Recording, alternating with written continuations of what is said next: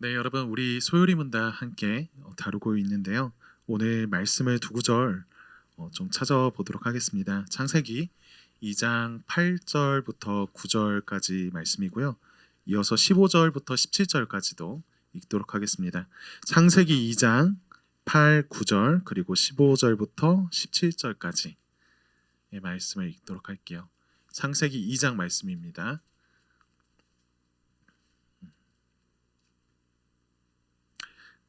오늘 우리에게 주신 말씀입니다.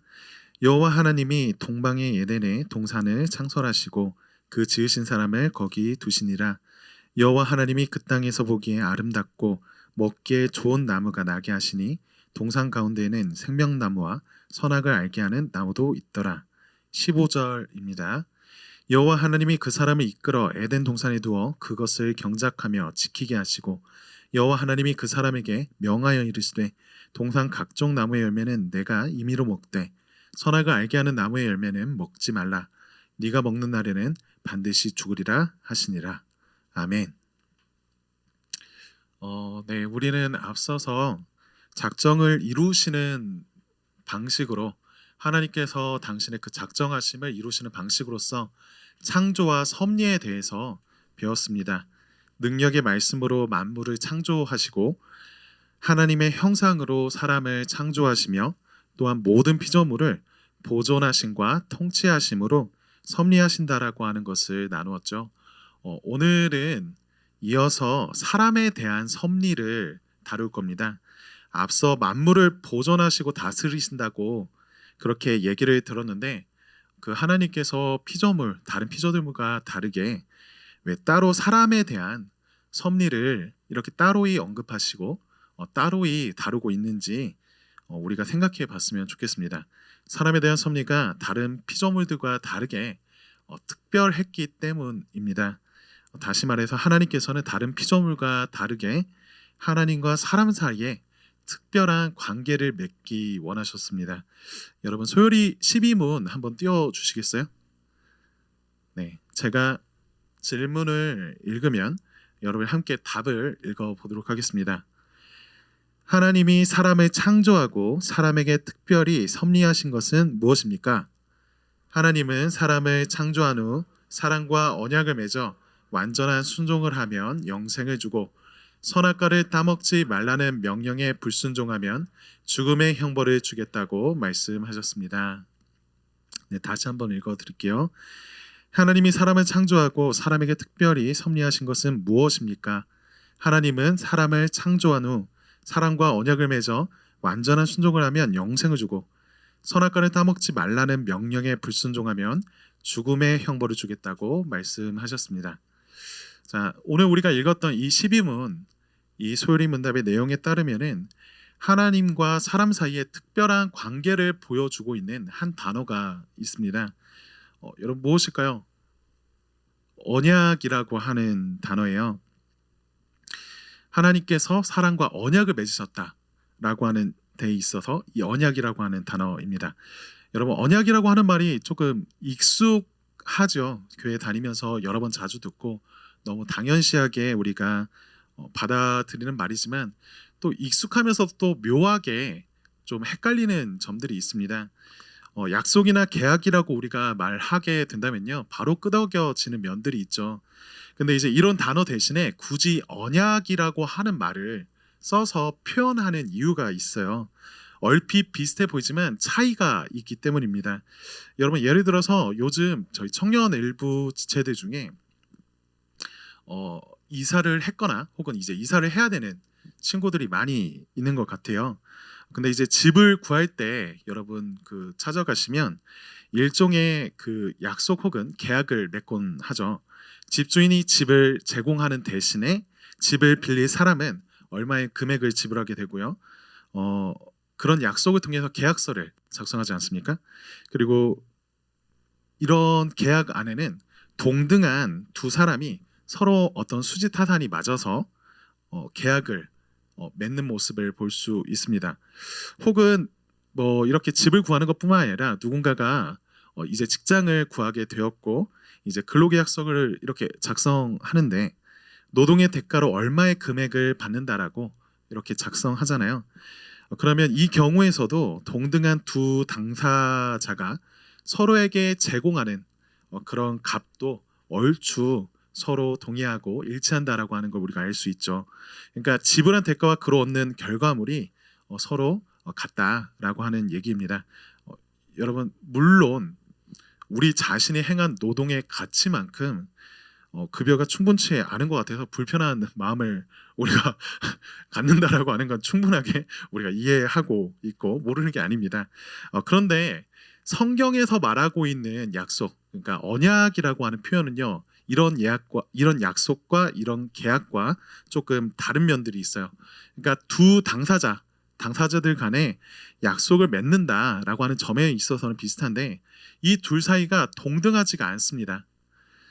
그 약속과 결과도 마땅히 그래야 할 것 같은 그 수지타산이 맞는 상식적인 것이 아니라 어느 한쪽에 기울어져 있는 것 같은 그런 일방적인 면이 드러나죠. 예를 들면요, 여러분도 한 번쯤은 경험해 봤을 법한데요. 어느 부모님이 자녀에게 공부 좀 열심히 하라고 어떠한 이렇게 상품 혹은 어떠한 선물을 약속하는 경우들이 있죠. 엄밀히 따지자면 이렇게 부모님께서 이제 학생에게 그런 선물을 네가 성적을 잘 받으면 이렇게 선물을 주겠다라고 하는 그런 약속에 있어서는 어, 조금 학생은 사실 공부를 해야 되는 게 당연하잖아요. 그리고 성적이 오르게 되는 것도 학생 본인에게 있어서 좋은 일입니다. 당연히 해야 될 일을 하게 되는 거잖아요. 그런데 이런 일을 했다고 해서 꼭 부모님이 그런 자신에게 선물을 줘야 하는가? 이거 엄밀히 좀 생각해 보면 꼭 줘야 될 일은 아니다라는 거죠. 그러니까 이 부모님께서 하신 그 약속은 무엇을 알려주고 있냐면 성적이 오르면 행위의 대가로서 너가 그렇게 성적 올린 그 행위의 대가로서 정당히 그만한 값어치의 뭔가를 준다라는 것이라기보다 자녀가 성장하기를 바라는 마음인 거죠. 그리고 그 자녀를 향한 부모님의 사랑과 격려하는 마음에서 사용하는 이 수단이 이 약속 안에서 이 선물 주겠다, 네가 성적이 오르면 선물 주겠다 하는 약속 안에서 드러나는 모습입니다. 여러분 또 뭐 집안 일을 하다가 뭐 너가 집안일을 뭐 하면 내가 용돈 혹은 어떤 선물을 줄게 라고 하는 그런 부분도 마찬가지일 것 같아요.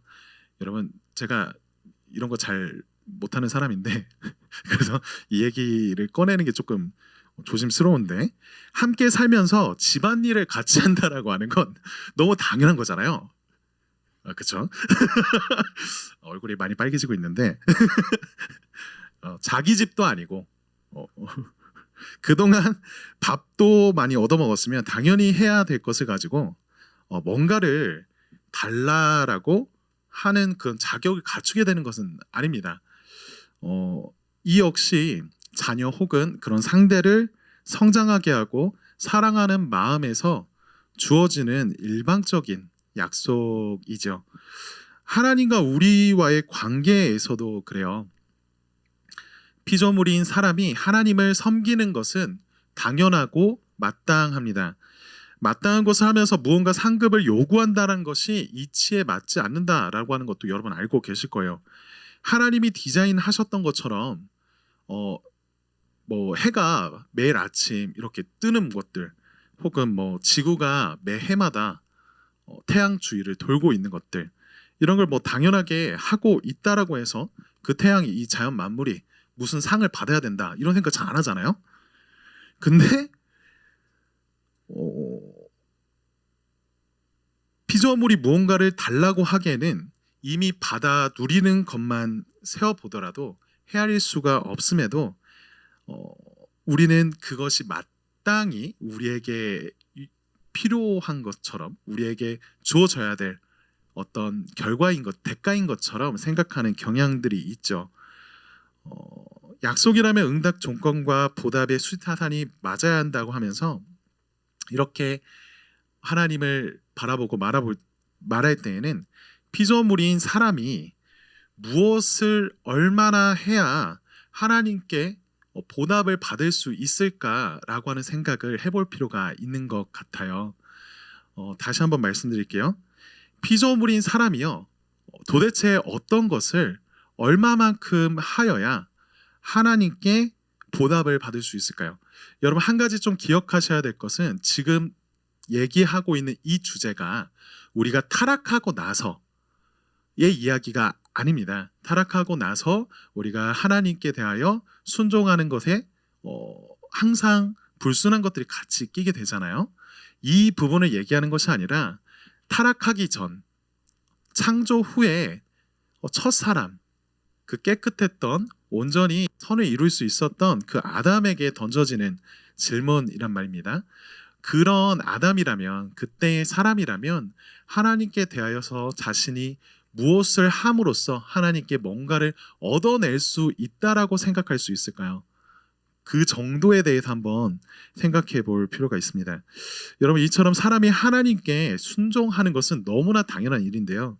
하나님은 사람의 순종에 대해서 상을 주시겠다라고 언약을 맺으시는 그런 장면들이 성경에 가득 나타납니다. 얼핏 보기에는 어느 약속과도 다를 바 없어 보이지만 사실 이거는 아까 전에 그 학생에게 성적이 오르면 선물을 주겠다라고 말하는 부모의 마음과 같이요, 하나님께서 사람에게 너무나 복을 주고 싶어 하시는 거예요. 그래서 자기를 낮추셔서 언약이란 형태로서 사랑을 주시고 싶어 하시는, 선물을 주고 싶어 하시는 그 마음을 나타내시는 거죠.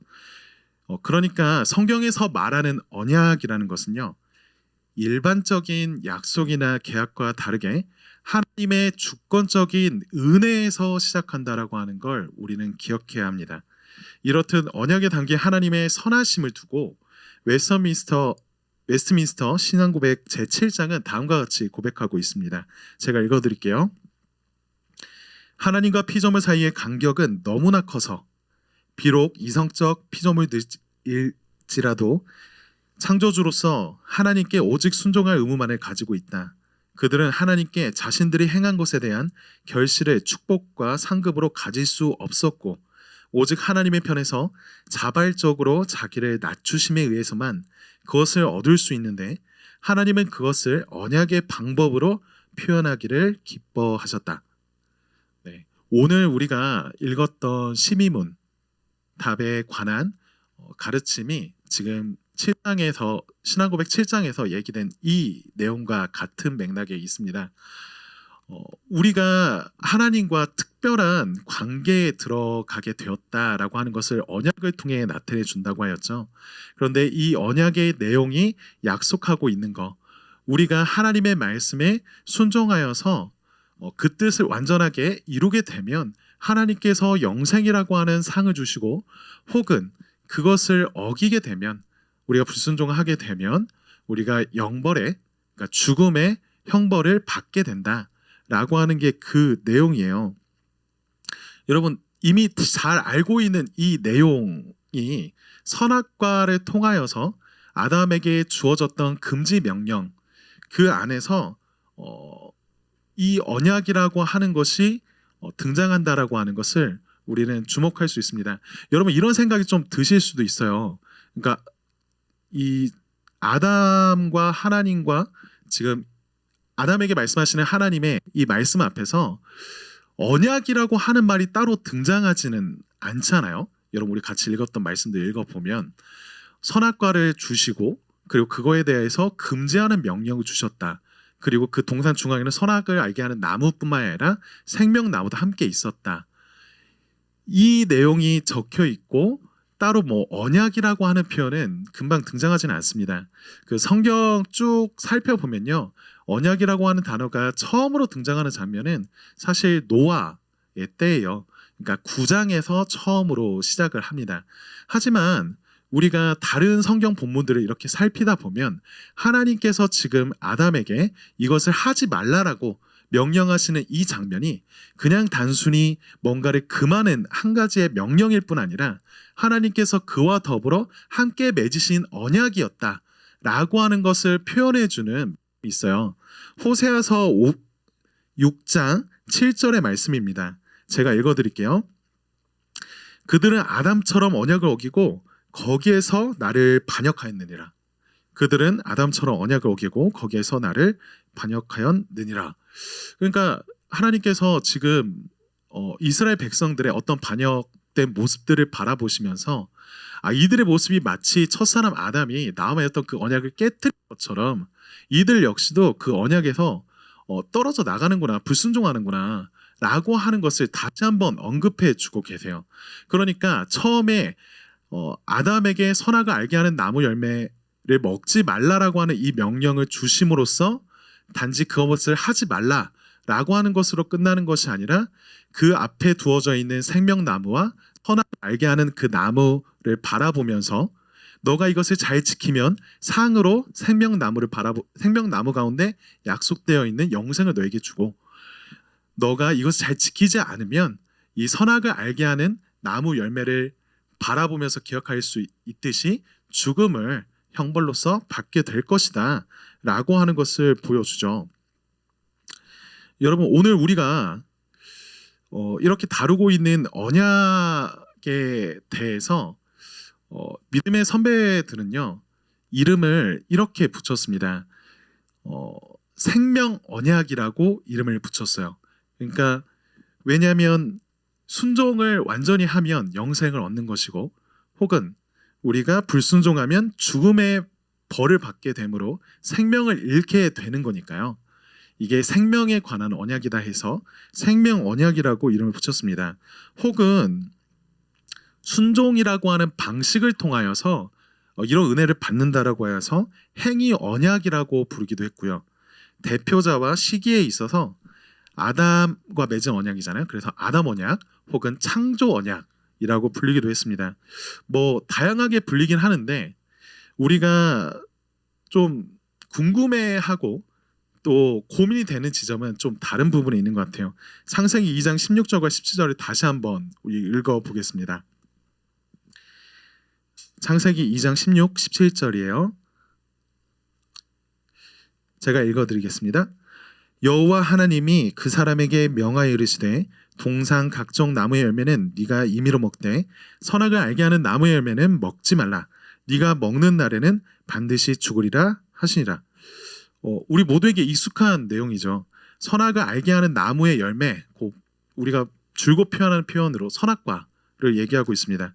우리가 결과를 알고 있어서 그런지 몰라도 너무나게 당연하게 받아들이게 되는 이 장면이고 이 말씀이지만, 한편으로 우리는 이 말씀이 굉장히 좀 불편하기도 해요. 왜냐하면 그동안 우리가 뭐 누구에게 질문하고 이렇게 말을 꺼내놓진 않았다 할지라도 우리 마음 한구석에는 이런 의문들이 남아있곤 합니다. 왜 하나님이 하필 선악과를 만드셔가지고 지금 이런 어려움을 우리가 겪게 하시나? 아니 그냥 어디 잘 안 보이는 것에 하나님이 그냥 숨겨두셨다라고 하면 이게 이런 문제가 있지 않았을 텐데, 동산 중앙에 잘 보이는 곳에 두셨다라고 하는 걸 보니까 이걸 이렇게 잘 보이는 게 두고 떡하니 먹지 말라라고 하면 이게 뭐 유혹하는 게 아닌가라고 하는 생각과 이런 대물음이 있을 수 있는 거죠. 여러분, 선악과에 대한 오해가 여러 가지가 있는데 그 중에 하나가 이런 거예요. 그러니까 선악과가 무슨 저주의 나무 혹은 저주의 열매 같은 거라서 이걸 먹으면 어떤 더러운 죄가 우리 몸속으로 들어와서 우리의 유전적인 어떤 변화를 가져다 주는 것처럼 오해하는 겁니다. 만일 정말 그런 나무가 있다라고 한다면요, 사람이 찾기 힘든 곳에 숨기고 만지지도 못하게 하는 게 맞아요. 근데 하나님이 이거를 잘 보이는 곳에 두셨단 말입니다. 그리고 먹지 말라라고 하셨지 이거를 만지지도 말라라고 하신 적은 없어요. 그렇게 얘기한 건 하와가 얘기하긴 했지만 하나님은 그렇게 의도하면서 말씀하신 적이 전혀 없습니다. 동상 각종 나무의 열매를 너 마음대로 먹어라 라고 하시지만 딱 하나, 선악과 이거 하나만은 먹지 말라라고 말씀하셨습니다. 만지지 말라라고 하신 적이 없죠. 선악을 알게 하는 나무 그 자체는 다른 일반 나무와 별반 다를 게 없는 나무입니다. 그러니까 선악과라는 특별한 나무가 어떤 그런 종류가 있어서 그런 저주받을 열매를 내는 게 아니라 하나님이 여러 나무 중에 한 나무를 지목하셔 가지고 이걸 먹지 말라라고 금하신 거예요. 그러니까 다시 말하자면 하나님께서 꼭 나무가 아니라 어떤 땅을 선으로서 이렇게 긋고서 여기에 들어오지 말아라. 혹은 강들을 바라보시면서 이 강 중에 이 강은 들어가면 안 돼. 라고 말씀하셨다라고 한다면요. 선악을 알게 하는 그 땅이 그리고 그 강이 선악을 알게 하는 땅, 선악을 알게 하는 강이 되었을 거예요. 그러므로 사람이 선악을 알게 되는 것은 그 열매를 먹고 나서야 가능한 것이 아니라 구별된 그 나무를 두고 하나님의 말씀을 떠올리면서 알게 되는 거예요. 다시 정리해 볼까요? 선악을 알게 하는 나무를 두시고 이것을 먹지 말라라고 명령하신 것은요. 우리에게 무엇을 알려주냐면 이 선악과를 따먹지 말라라고 하시는 그리고 그것을 먹으면 정령 죽을 것이라고 말씀하시는 그 하나님의 말씀 안에서 무엇이 선하고 또 무엇이 악한지에 대해서 최종적으로 결정하는 것이 누구에게 있는지를 보여주십니다.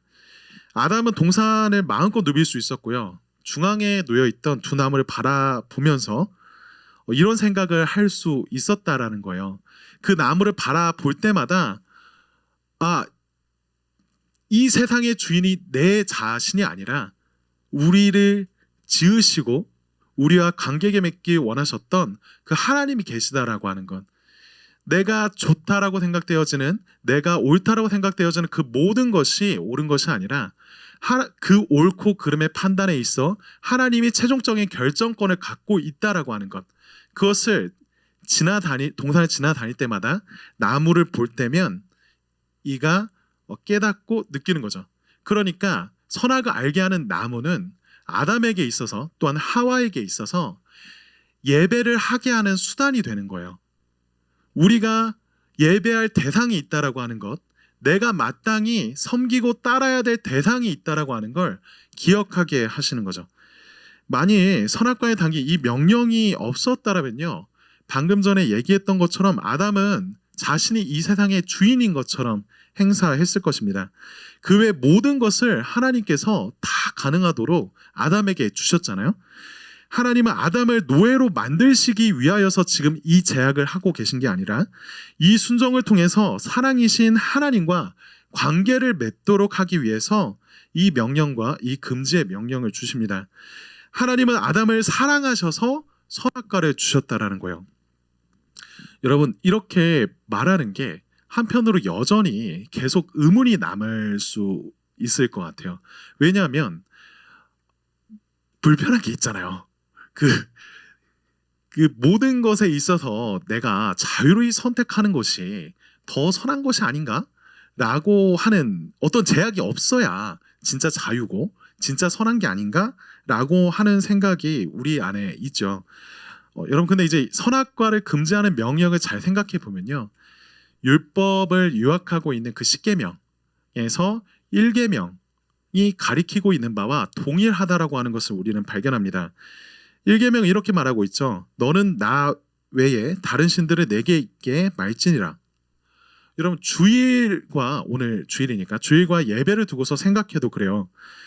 우리가 오늘 주일을 구별하여서 드리는 것도 마찬가지입니다. 우리 뜻대로 살아가는 것처럼 보이다가도 이 주일 예배를 통해서 우리가 알게 되는 게 있잖아요. 내 삶의 주인이 계시다라고 하는 것, 우리가 예배할 대상이 있다라고 하는 것, 내 삶의 주인이 내 자신이 아니라고 하는 걸 고백하게 되지 않습니까?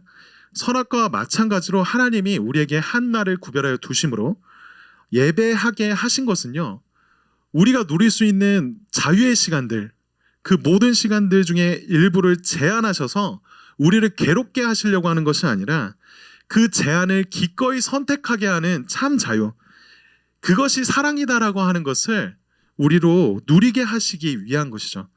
그런데 자꾸 하나님이 주신 그 선악의 기준 너머에서 그 너머에 참 자유가 있다, 진짜 사랑이 있다라고 우리는 생각하곤 합니다. 여러분, 이렇게 생각하는 것은 진짜 사실이냐라는 그 부분에 있어서 진실은 아니죠. 그러니까 오히려 그런 생각이 드는 것은 우리가 아담과 더불어서 함께 타락한 죄인이라고 하는 것을 보여주는 반증입니다. 아담이 처음으로 이 명령에 관하여서 불순종할 때에 그가 벌이었던 생각, 그 판단, 그리고 그 행동의 자리에 그 죄된 원리처럼 우리 역시도 동일하게 생각하고 행동하고 있는 거죠.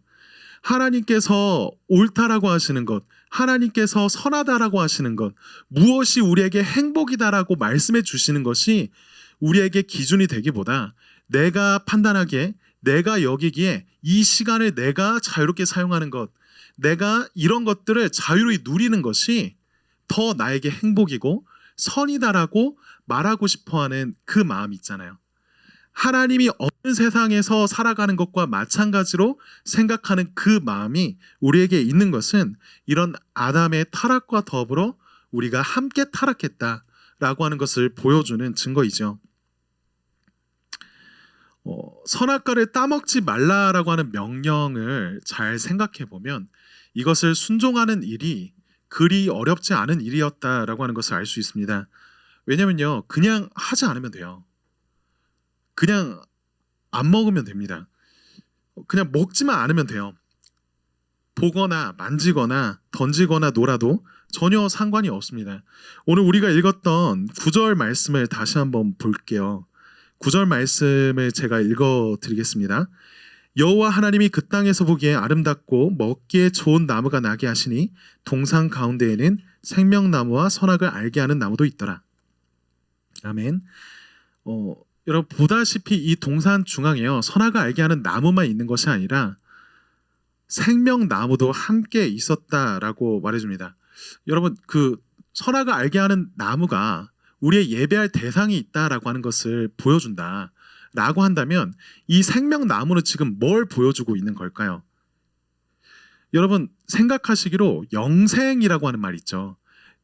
영원한 생명이라고 하는 이 말을 그냥 고지 그대로 영원토록 그냥 살아 숨쉬는 것이라고만 우리가 받아들이게 된다면요, 여러분 이렇게 오래 사는 것이 우리에게 복일까? 라고 하는 질문이 그냥 그렇다라고 고개를 끄덕이기에는 어려울 겁니다. 선악과가 아담으로 하여금 하나님께 예배하게 만들었듯이 생명나무도 하나님을 예배하게 만드는 그런 수단이었습니다. 생명의 근원이신 하나님을 바라보게 하는 거죠. 다시 말하자면 동산 중앙에 있는 두 나무를 바라보면서 아담은 하나님께서 우리를 향하여 가지신 마음, 그리고 그 언약을 떠올릴 수 있었습니다. 한 나무를 바라보면서 이 모든 생명의 근원이 하나님과 그의 교제로부터 온다라고 하는 것을 그가 다시 한번 떠올리고 다시 그 교제의 즐거운 가운데 참여하려 예배의 자리로 나가게 되고요. 또 한편으로 선악을 알게 하는 나무 열매를 따먹음으로 죽음을 겪게 된다라고 하는 이 금지 명령 앞에서 우리에게 있어 섬겨야 될 그 예배의 대상, 우리가 마땅히 따라야 될 선악간의 판단자가 하나님이시다라고 하는 것을 바라보며 다시 예배의 자리로 나가게 되죠. 둘 다 하나님과 사람이 특별히 맺은 그 언약을 떠올리게 도와줍니다. 영생의 복은요, 단순히 이 에덴 동산이라고 하는 것, 그것이 아담과 하와에게 있어서 그리고 사람들에게 있어서 인생의 최종 종착지가 아니었다라고 하는 것을 보여줘요.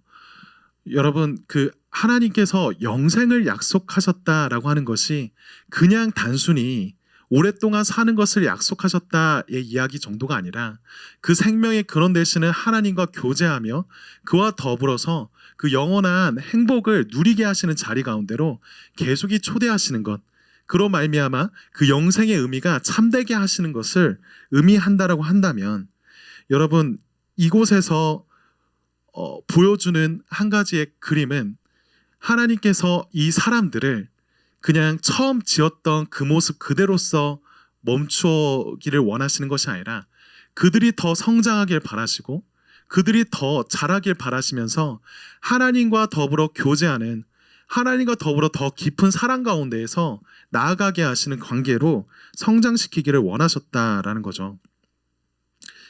여러분 정리하겠습니다. 12문을 다시 한번 볼게요. 12문을 한번 띄워주십시오.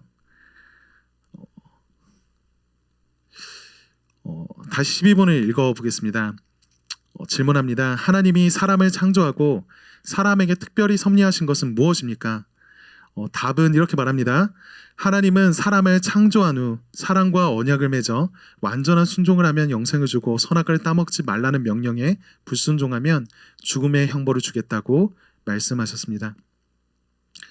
여러분 이것에 대한 다음 이야기, 그러니까 이제 13문답에서 나오게 될 내용인데요.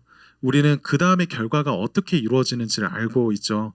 아담이 이에 대해서 실패했고 그로 인해서 생명의 언약은 깨어졌습니다. 그 결과 언약대로 죽음의 형벌이 아담과 온 인류에게 놓여졌고 단순히 육체가 죽고 없어지는 것으로 끝나는 게 아니라 하나님과의 관계가 깨짐으로 불행과 삶의 불만족이 가득하게 됩니다. 우리의 삶의 의미와 만족 역시 길을 잃은 채로 살아가게 되죠. 여러분 이 상태로서 끝났다라고 한다면 우리는 이런 결론을 내릴 수 있을 거예요. 모든 사람들은 아담과 더불어 하나님과 약속의 언약의 자리에 서 있고 그 생명의 언약 가운데에서 우리는 실패하여서 모두 그 형벌의 저주 아래 놓여 있다라고 하는 거죠. 이 세상에서 이곳에 속하지 않았던 사람들은 아무도 없습니다. 다만 하나님께서 여기에서 이 세상에 그리고 사람에 대한 특별한 섭리를 그치지 않으시고 그들과 계속이 관계 맺기 원하심으로써 당신의 아들을 보내시잖아요. 하나님의 아들을 통하여서 다시 나타내시는 그분의 특별한 섭리 가운데에서는 이 앞에 있는 이 생명의 언약이, 이 행위의 언약이 무시되고 넘어가는 것이 아니라 그 예수님께서 만물을 지으신 하나님께서 율법의 아래로 내려오심으로써 이 행위의 언약에 자신이 스스로 매이심으로써 그분이 심판을 받으신 거고요. 그리고 그를 믿음으로 그와 연합된 자들이 그와 더불어 생명을 누리게 하시는 길로 나아가게 하시는 거죠. 그러니까 이 생명 언약이 파기되었다라고 하는 그 말의 의미에 있어서는 우리가 이 생명의 언약의 그 상급을 받을 수 있는 길이 이제 닫히었다라고 하는 것의 의미를 말하는 것이지, 이 자체가 더 이상 우리에게 의미가 없다라고 하는 것을 말해주는 것은 아닙니다. 다만 예수 그리스도께서 이 땅 가운데 오셔서 인간이 되심으로 그가 그를 믿는 자들을 대신하여서 아담이 온 인류의 대표자 되었던 것처럼 예수 그리스도께서 믿음의 대표자가 되셔서 그들을 위하여서 대신 형벌 받으시고 대신 순종하심으로 그 영생을 주시는 것이죠. 그러니까 이 생명의 언약의 그 원리는 여전히 유지되고 있는 거죠.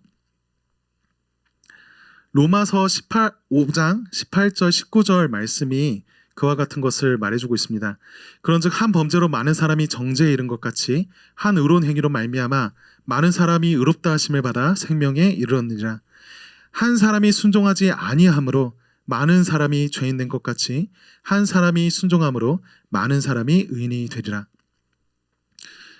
여러분 이 섭리, 우리가 오늘 다루게 된 12문에서의 특별한 섭리를 우리가 바라볼 때에 선악을 알게 하는 그 나무 열매의 금지로서 우리가 불만과 어떠한 의문을 품는 데 앞서 하나님께서 우리에게 보이신 은혜라고 하는 것을 기억하면 좋겠습니다.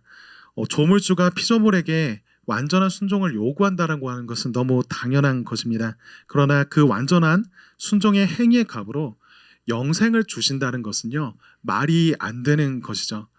여러분, 그 되게 낭만적인 어떤 표현들 있잖아요. 연인 간에 하는 그 밤하늘의 별을 바라보면서 저 별을 따줄게, 이런 이런 식으로 표현하면 안 될 것 같은데 더 로맨틱하게 표현하겠죠. 그런 표현이 우리는 그냥 들어도 그 마음을 아니까 기분 좋지 않습니까?